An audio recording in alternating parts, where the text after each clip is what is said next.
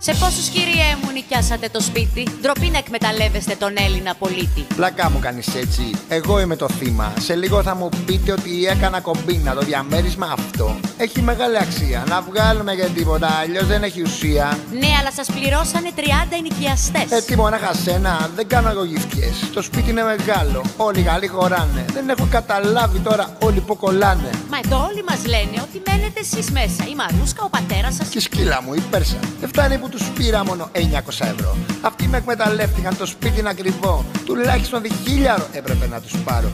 Τι δεν θα τους έπαιρνα για ένα μικρό καπάρο? Ναι, μωρέ, δεν έκανες καμιά μεγάλη απάτη. Αυτοί που στα κουμπίσανε είναι όλοι φραγκάτοι. Λίγα λεφτά σου έδωσαν, σε πιάσαν όλοι κότσο.